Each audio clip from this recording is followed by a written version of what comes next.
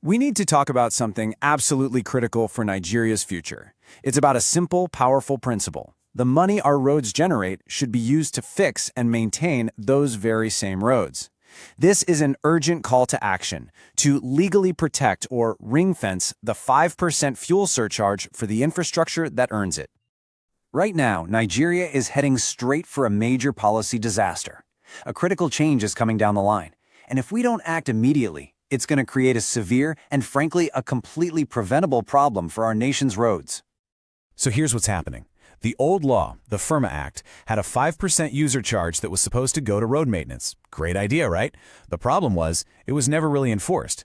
Now, a new law makes a similar 5% surcharge fully enforceable. But here's the dangerous catch. The money is no longer dedicated to roads. It just goes into the government's general pot of money. And this isn't some far-off problem. We have a hard deadline. On January 1st, 2026, the old law is gone. And when it goes, the entire idea that road users should pay for road upkeep, well, it vanishes. We'll have a powerful tax collection machine, but zero guaranteed funding for the roads that actually earn that money. Okay, so why does this policy detail matter so much? Because this isn't just about laws and numbers. It has real, tangible consequences for every single Nigerian, every single day. This is the real high cost of neglect. Just look at these numbers from the World Bank. They're staggering. 40% of our federal roads are in poor condition. For state roads, it's 78%. And for rural roads, a massive 87%. You know, this isn't just a statistic. This is the reality of your daily commute. It's damaged cars, and it's skyrocketing food prices. This says it all, doesn't it? Every one of us is paying a hidden tax. We pay it in car repairs, we pay it at the market when food is more expensive because of transport delays, and tragically, we pay it with lives lost on dangerous roads. This neglect is bleeding our economy dry. But here's the crucial part, the massive opportunity we're missing. Even by conservative estimates, this new surcharge could bring in 796 billion naira a year from petrol alone. That's not even counting diesel or jet fuel. Imagine what that could do for our roads.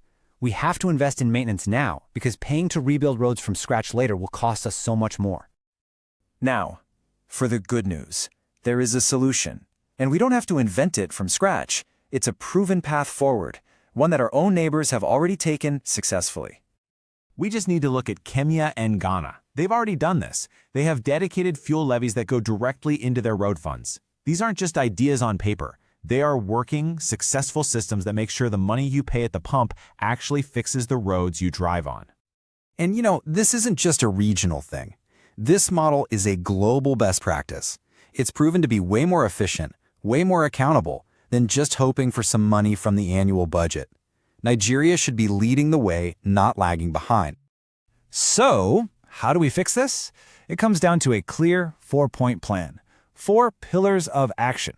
These aren't just vague wishes. These are concrete, achievable steps for our leaders. The plan is straightforward. First, the executive needs to create a dedicated road maintenance window for these funds. Second, the National Assembly has to give it legal teeth by passing a finance bill. Third, to keep everyone honest, the judiciary must have the power to enforce it and stop the money from being diverted. And finally, the states have to be accountable, publishing every receipt and showing us exactly which kilometers of road were maintained with our money. Now, of course, you're going to hear objections. There are always reasons not to do something. But we have to face these arguments head-on, because frankly, the answers are simple and clear. You'll hear, it reduces fiscal flexibility. Really? The economic damage from our bad roads is a much bigger problem. You'll hear fears of higher fuel prices. No, this surcharge is already the law. We're not adding a new tax, we're just telling the existing money where to go. And what about corruption? That is exactly why this new system has to be built on a foundation of transparency, with digital monitoring and public reporting. It all comes down to this simple truth. Nigeria is standing at a crossroads. We're facing a choice that will define our country for years to come. So, to our leaders, the message is direct. The executive branch, you have the tools to make this happen. The legislature, you have a clear duty to create the legal framework. And the judiciary, you have the vital role of oversight. You have the power to ensure that when Nigerians pay at the pump, they are paying for safer roads and a stronger economy. So the final question is this. When January 1st, 2026 arrives, are we going to stand by and watch this vital principle of road user funding get buried for good? Or are we going to seize this moment to bring it back, stronger, smarter, and more accountable than ever before? The choice is clear. The time to act is now. Let's ring-fence the 5% surcharge for our roads. It's time to make sure the price we pay for safe passage is actually spent where it belongs, on Nigeria's roads.